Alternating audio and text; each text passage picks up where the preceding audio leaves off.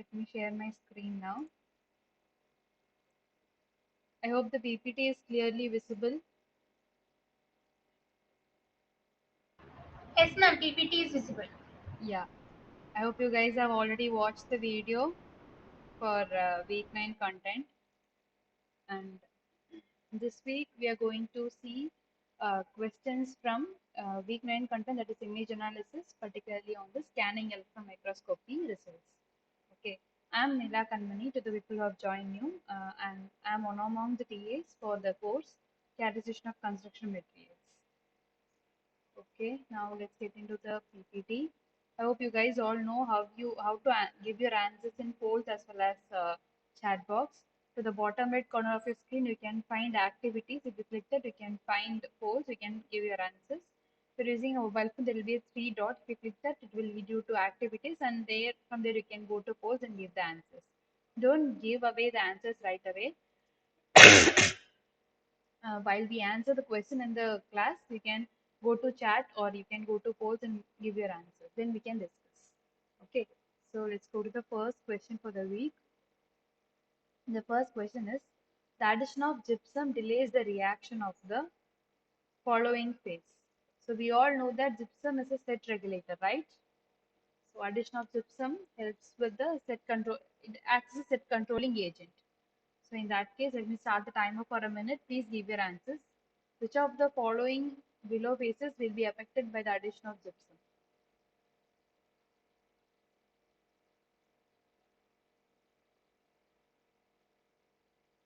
I've started for a timer for a minute.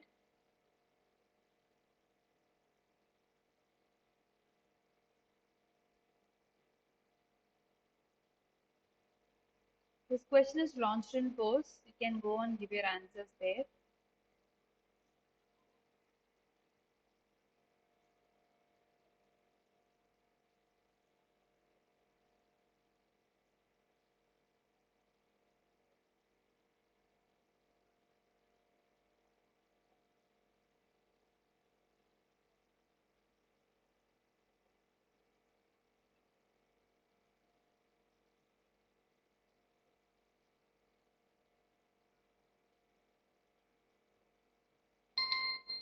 Time is up. Let's see the class response. Okay.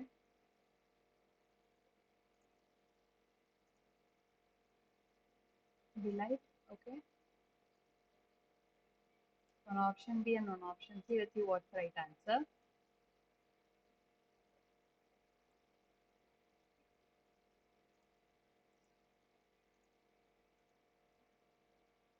So here I have just taken a snap from the lecture PPT in which for LC3 cement and particularly for calcium clay with limestone 15%. So they have modified the gypsum content. From that we could see, uh, so this is OPC and this one is with gypsum. So this red one is with gypsum and the yellow one is without gypsum. So in this we could see there is some difference in the peaks arrived. This is mainly due to the reactivity of aluminate phases. Okay, gypsum addition is essential for SEMs with early reactive aluminates. So if it doesn't add gypsum, what happens is the aluminates will readily react with the water and form hydrogarnates instead of forming yttringate or monosulfate. So in that case, addition of gypsum is essential. Okay, so the correct answer is nothing but aluminate, option C and not option B. Now let's move to question number 2. This is a bit tricky question. This is from uh, the image analysis part. The LC3 system have densely packed hydration products, right? If we compare OPC, fly ash system, and then LC3 system, LC3 system have densely packed hydration products. This can be verified using which of the following characterization technique. So you have to find which of the following technique will be useful to identify the given statement here. Either you'll use secondary electron imaging or backscatter electron imaging, or EDX you will use, or XRD can be used. Okay, let me start a timer for a minute. Please give your answer in polls, and I could see about 4 to 5 people in the class. I request everyone to Get two poles and give your answers there.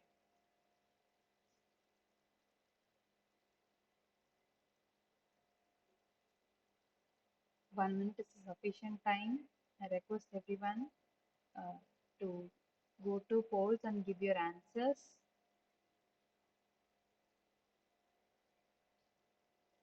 Or at least even in chat box you can type the options.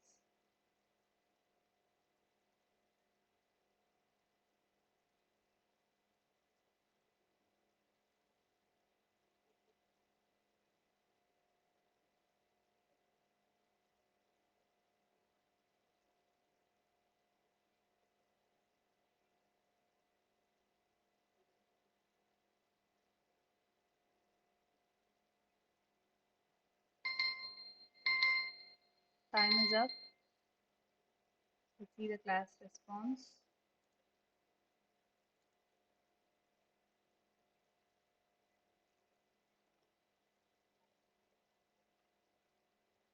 Okay, you felt secondary electron imaging will be helpful in that. Okay. Some of you felt X-ray diffraction. See, in X-ray diffraction, you will get to know the mineralogical phases present, right? So, for example, if it reacts to form yttriumite, monosulfate, or portlandite, can be easily found out. But how you will be able to understand the LC system as densely packed hydration products unless you see the image? How will you able to find? Okay, so let's discuss the answer now.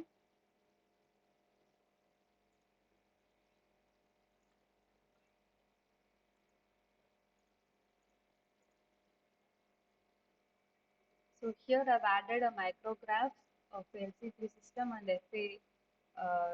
Like in LC3 system, about 50% of the OPC system is replaced by limestone calcine clay mixture, and then here in FA30 micrograph, 30% of the OPC is replaced with fly ash, mostly class F fly ash. Okay, so here we could see FA30 is bit porous system, and if you compare LC3 system, it's not that porous, right? We could see that it is densely packed. This is a backscatter electron imaging. So from this only we'll be able to understand. If you go through the lecture PPT and if you watch the lecture videos, you'll be able to understand and able to differentiate the uh, micrographs of different systems. So the correct answer is nothing but option B, backscatter electron imaging, that is using scanning electron microscopy. Okay. Ma'am, I have one doubt. Yeah. You told me, you just now you discussed that X-ray diffractions are used for the mineralogical characterization, right? Yeah. So, in the mineralogical characterization, what are the phases present in the hydration will also be discussed. Not all the phases will be able to resolve. If it's Whether the a phase composition is discussed using X-ray diffraction. sorry. Phase composition. What are the compositions are present in the phases of the hydrated cement is can be determined using X-ray diffraction. Yeah, it can be done only if the reaction product is a crystalline phase. So segmentation cannot be used for that type for this method. Segmentation cannot be used to find the phase composition. Uh, See, segmentation. See, if you take a concrete chunk and if you do scanning electron microscopy imaging and considering backscatter electron imaging, if you do segmentation, you will be able to spot, or even if you adjust the grayscale imaging, you can be able to understand the different phases present. But it might not be a overall image of the uh, reaction products. See, let me take a pen and let me explain. So if you take a concrete chunk and you Concrete or cement paste. cement hydrated cement paste, right? Yeah.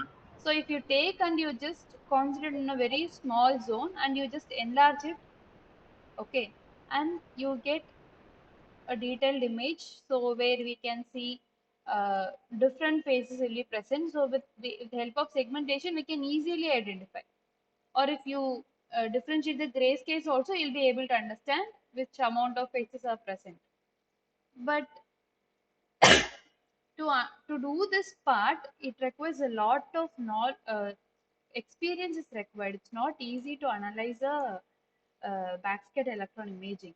And if you consider XRD, you just powder this material to sizes less than 70. Normally, in our lab, we reduce the size at least less than 75 micron.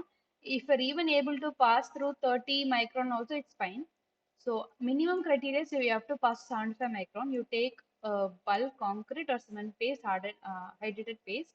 You grind it and you take it, and then you put it in a slide, and then you do XRD analysis. So it gives an overall picture of the hydration products. But here you take a small piece out of a small zone from here, and you do SEM analysis. But if you take XRD, you just take all the powder, grind it, and take a representative sample from this. So out, if you compare both, I would recommend XRD more to understand the hydrate, to understand the type of reaction products present. I would recommend XRD because it's quite simpler than SEM analysis. So segmentation process can also be used to find this composition. Yeah, if you consider, if given a choice to understand only the reaction products, I would say XRD is better, but you can also do segmentation. Yeah. So if we have a statement that segmentation is used for the composition of various payments, we cannot go for false statement, right? Come again. If in the final exam, if a question is asked, segmentation is the process used to find the different composition of the phases present in the present in the cement. We can say the statement as true. No, we cannot go with false statement. No, I still now I could not understand. See, if ma'am. the If in a final examination, if we are asked the question like segmentation can be used to find the composition of various phases present in the Portland cement, hydrated Portland cement, and yeah, it is asked is true or false, can we go with the true? yeah, you can find no. What is We the cannot problem go in with this? false, no. Yeah, we Since cannot XRD go with. is commonly used or it is the simplest way, we cannot go with that, no. See, I'm saying here, segmentation can be done to know the different types of hydration products present in the system. It's true, but given a choice, if 3 to 4 techniques are listed, then I would say we can go to XRD compared to segmentation, Okay, ma'am. because segmentation is not an easy technique. It requires a lot of patience, lot of time, and then you have to do it. It's not an easy task. I just want to compare both. That's why I asked. Okay, fine. Thank you. So in this case here, they're asking about densely packed hydration products. So unless you see the image, unless you will not be able to understand which phase is dense, like which system is densely packed. So in that case, uh, we need micrographs to understand, to tell which system is as densely packed hydration products. So in this case, XRD will not help you, because XRD will tell you what are the reaction products present. Only if it is crystalline phase, we will be able to understand with uh, XRD. And also with XRD, we will not be able to see we will not be able to resolve CSH phase with XRD. And also you will not be able to understand what is the calcium to silica ratio and all with XRD. So in that case, each technique has its own limitation. So in that case, you have to go through the question properly, understand the terms, what they are discussed in the question, and what they are expecting. So then only you have to give the answer. So now in this case, the correct answer is option B, backscattered electron imaging with scanning electron microscopy. Now let's move to question number 3. So now it's a numerical question. You have to type in the chat box. Let me type this question in the.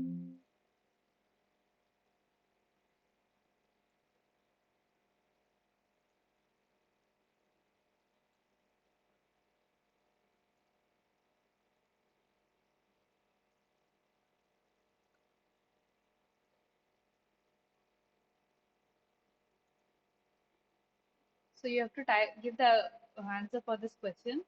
So here is the question. Calculate the number of possible values of color or grayscaling for a pixel with bit depth of 6.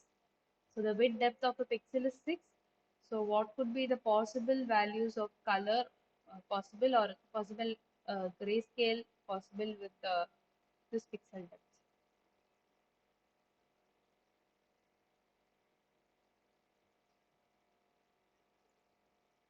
Eric was given okay.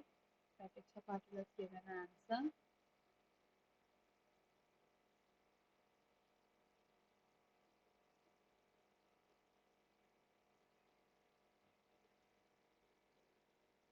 Let me wait for 30 more seconds. Then we'll discuss the solution.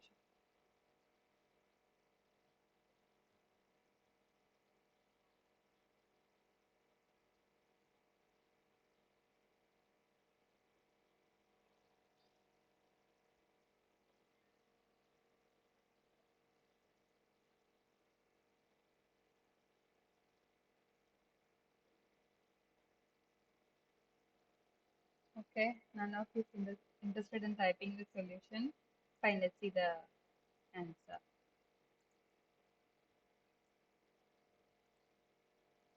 So if the pixel bit depth is given, so in case of binary images, we have a depth of 1. It's on or off or black or white images. And if a pixel with a bit depth of 8 has, if the bit depth is 8, then we can think about 2 to the power of 8.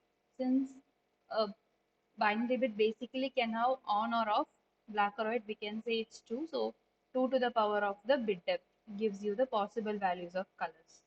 So in that case, the possible values in the pixel depth of 24 will have 2 to the power of 24. In that case, the answer will be different. So in case of 6 is the bit depth, then the answer is 2 to the power of 6. This is nothing but 64 is the maximum colors possible. Okay. So now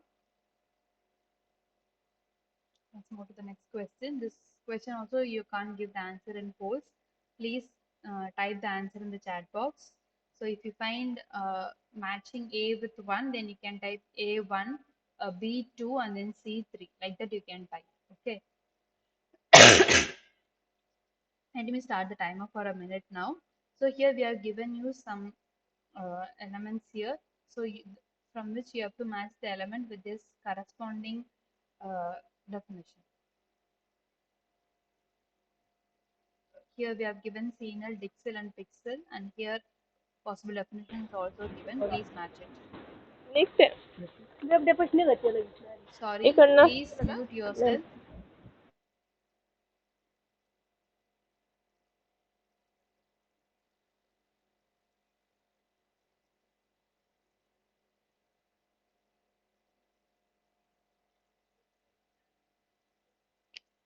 Please type your answer in the chat box.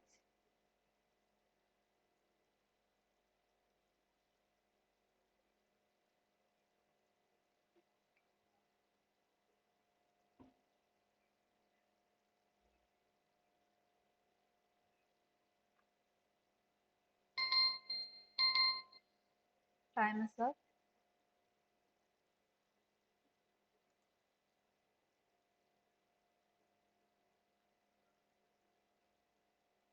Okay, nice discussion. Okay,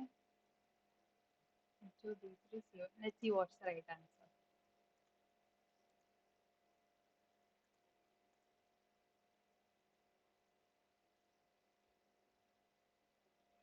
So in this case,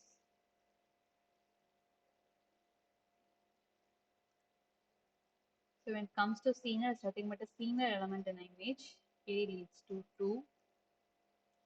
And then coming to Dixel, this Dixel is nothing but a display element in an image. When it comes to pixel, it's the smallest addressable element in an image is called pixel.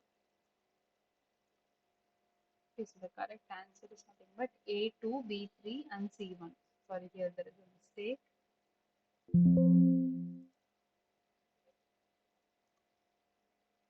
Yeah.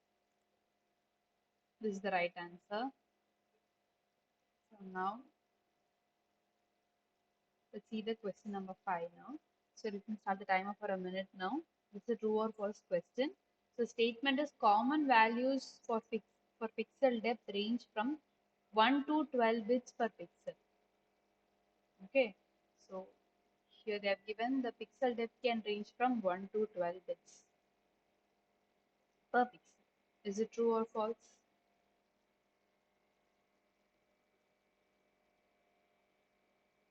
This question is launched in polls.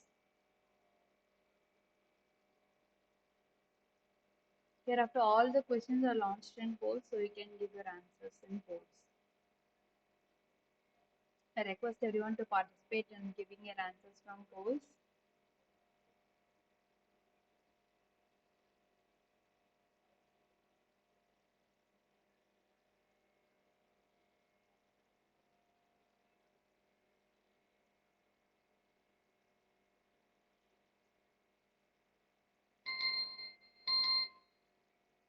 Time is up.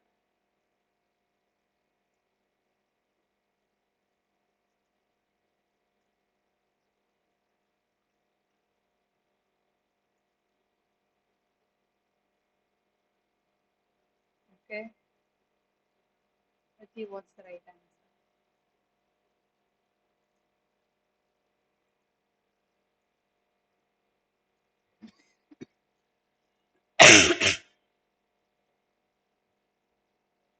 So here, bits or pixels nothing but the information. It's nothing but a number of bits of information per pixel.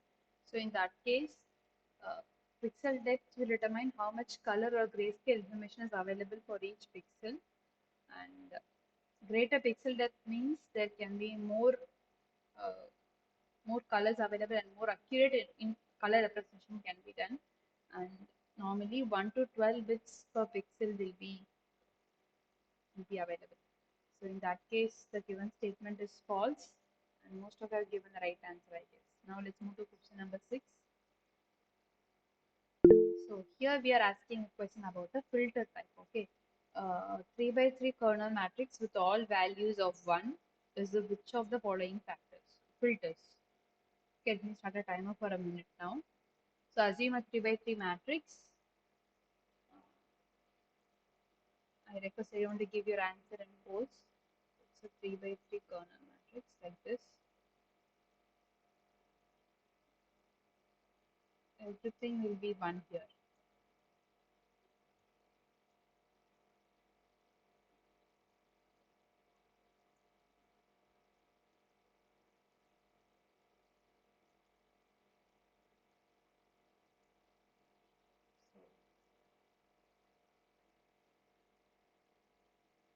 So what is this type of filter called?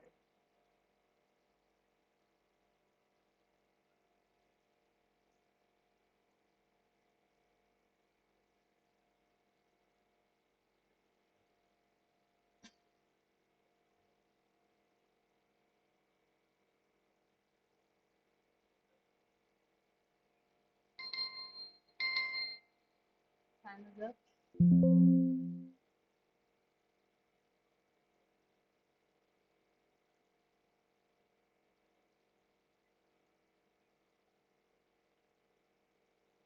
Okay, so it's still now. Fine, let's see the resolution now.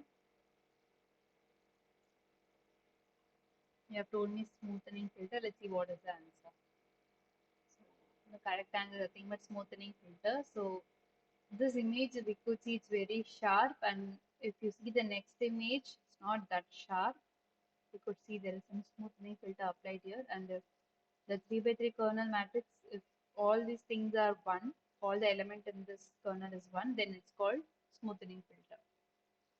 Okay, so now let's move to question number 7. So for which of the following study applications a stereo microscope can be used?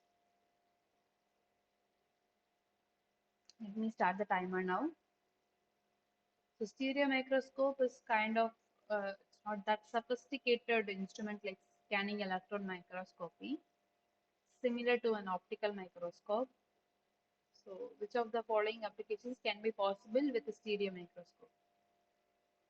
Option A is for refinement in ITZ, interfacial transition zone, and determination of crack length, to obtain the elemental composition of material. Option D, to obtain the phase composition of the material. So if you know and followed the lectures from optical microscopy, you would have known about stereo microscope also. So in that case, just think which of the following options can be possible with a stereo microscope.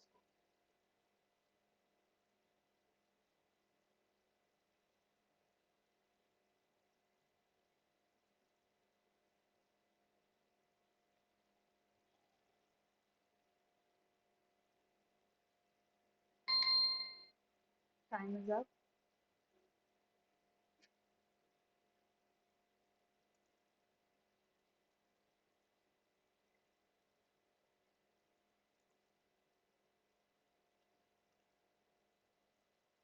Okay, nice.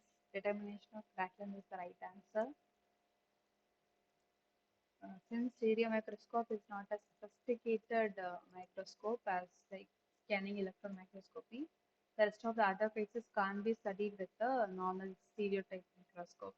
Photophement obviously we can see only from scanning electron microscope. Elemental composition without EDS it's not possible. To understand phase composition also. So different phases can be there. Out of that, what is the phase?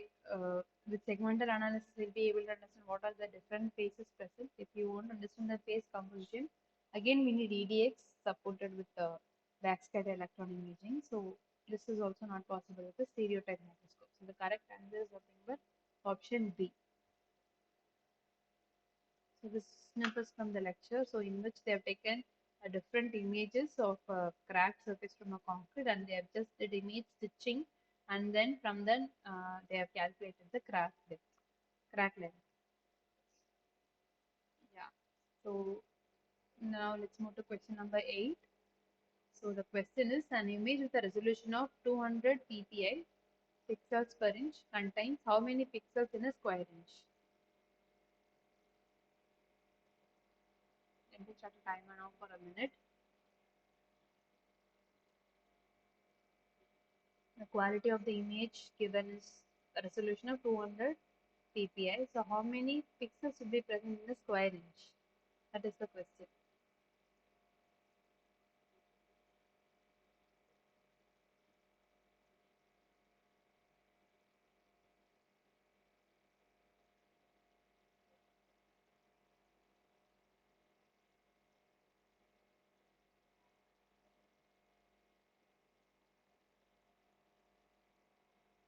Please give your answer in polls.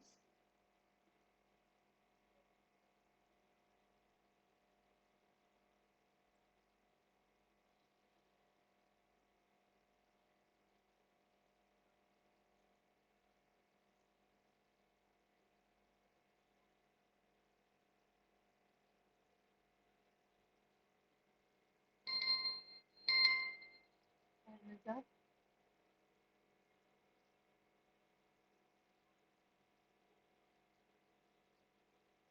Okay. So no for 20,000 and 3 also 40,000. Okay, fine. Let's see the solution now. I hope that you guys are following the lecture then. So here the correct answer is 200 ppi means there will be uh,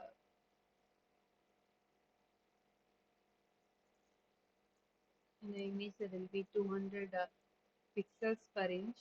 So in that case, 200 multiplied by 200 in the horizontal side, there will be 200 in an inch. There will be 200 pixels in the horizontal direction as well as in the vertical direction. So totally it will be 200 into 200. So it will be 40,000 and not 20,000. Okay.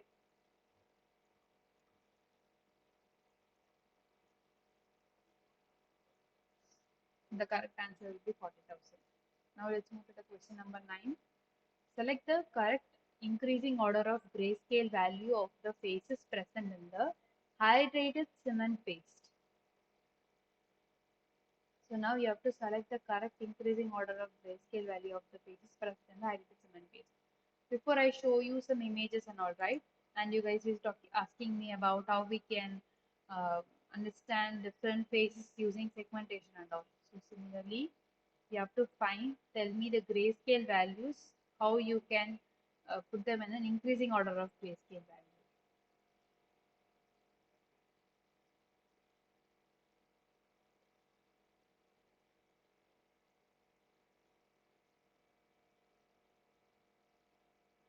Let me start the timer for a minute now.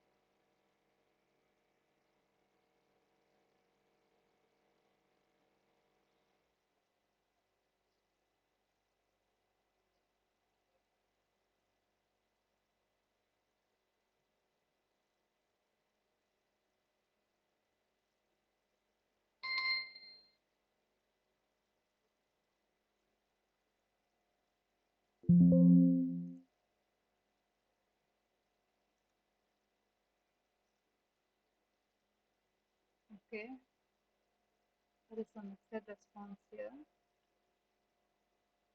Let's see what is the right answer.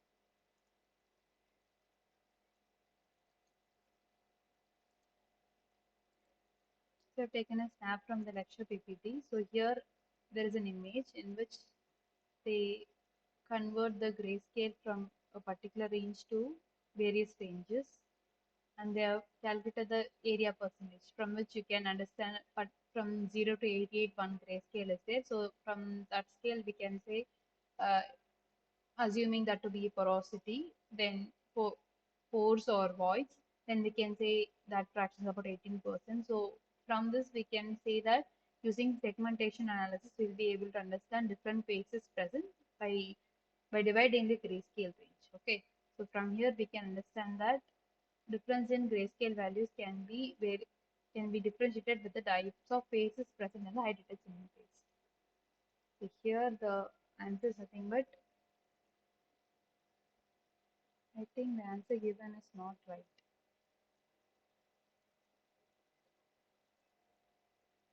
The correct answer is option B. And some of you have said that option B, right? Because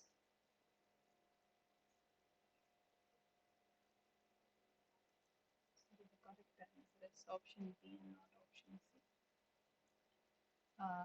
Because usually outer CSH is bit porous compared to inner CSH, because outer CSH forms bit earlier compared to inner CSH. And if you see here, okay, this image is not so clear to explain stuff. Okay, so here if you see, outer CSH forms by dissolution of the phases into the water. So in that case, it will be bit porous. And if you see inner CSH is a topochemical reaction, water will intrude the outer CSH and get into the unhydrated phase and it forms inner CSH. So it is not that porous compared to outer CSH. So the porosity will be dark in color followed by outer CSH, and inner CSH will not be that porous. So obviously it will not be compared to this one. It will not be that dark. Inner CSH will not be as dark as compared to outer CSH, followed by anhydrous phase, which is not reacted at all. So it will not be porous. So obviously it will be bright in color. I hope you guys got it right.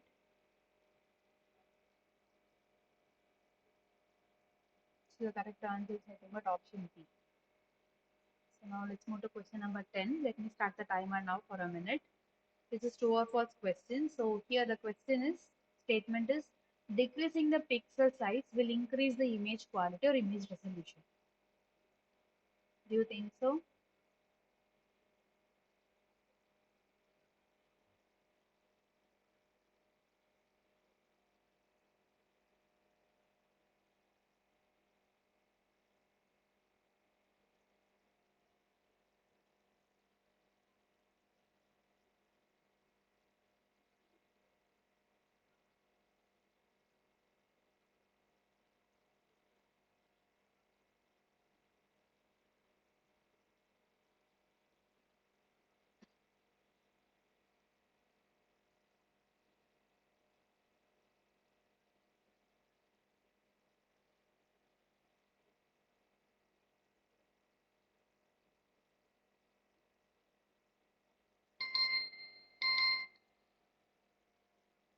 Time is up.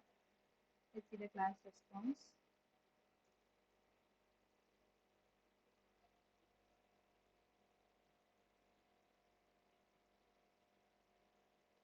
Okay, it says it's true.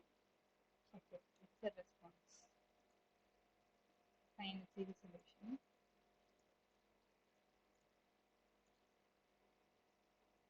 So here it is on of the image. We can see that reducing the pixel size, and when the pixel size is getting reduced, we could see the image is quality is getting lower and lower, and there is loss of information. So from that we could say decreasing the pixel will not obviously increase the image quality.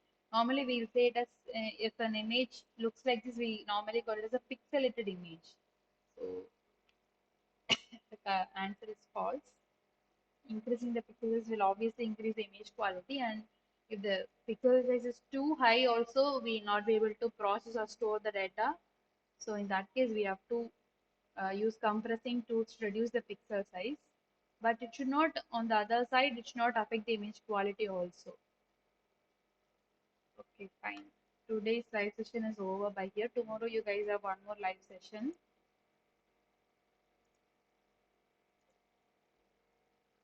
at same time, so you can attend the session there. Okay, if you have any queries we can discuss, or else you can leave the session now. Okay, thank you for being so patient in the class. Let me wind up the class here. Thank you.